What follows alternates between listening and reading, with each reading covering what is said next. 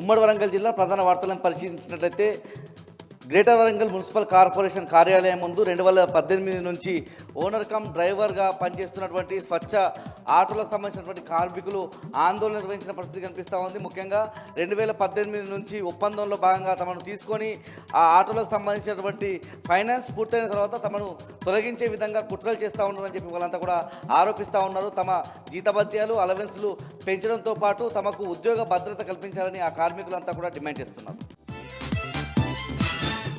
జనగామ జిల్లా ప్రధాన వార్తలు చూసినట్లయితే జనగామ జిల్లా కేంద్రంలో చైనా మాంజా 4 వాహనదారులకు ప్రాణహాని తీసుకొచ్చినంత పనిచేసింది. ముఖ్యంగా పతంగికి సంబంధించినటువంటి చైనా మాంజా తెగిపోవడంతో జనగామ సిద్దిపేట రహదారిలో ప్రయాణిస్తున్న 4కి ఈ చైనా మాంజా మెడకు చుట్టుకోవడంతో 4 మెడలకు గాయాలైన పరిస్థితి కనిపిస్తూ ఉంది. ఒకరికైతే తీవ్రమైనటువంటి గాయాలైన పరిస్థితి. వీళ్ళను స్థానిక ఆసుపత్రికి తీసుకెళ్లి చికిత్స కొనసాగిస్తున్న పరిస్థితి. ముఖ్యంగా చైనా మాంజా నిషేధించినప్పటికీ ఎట్లా వస్తుందన్నటువంటి అనుమానాలు వ్యక్తం అవుతూ ఉన్నాయి. ముఖ్యంగా పర్యావరణవేత్తలంతా కూడా కోరుతూ ఉన్నారు చైనా మాంజాను ఎవరు వినియోగించొద్దని చెప్పి వాళ్ళంతా కూడా కోరుతున్న పరిస్థితి కనిపిస్తూ ఉంది.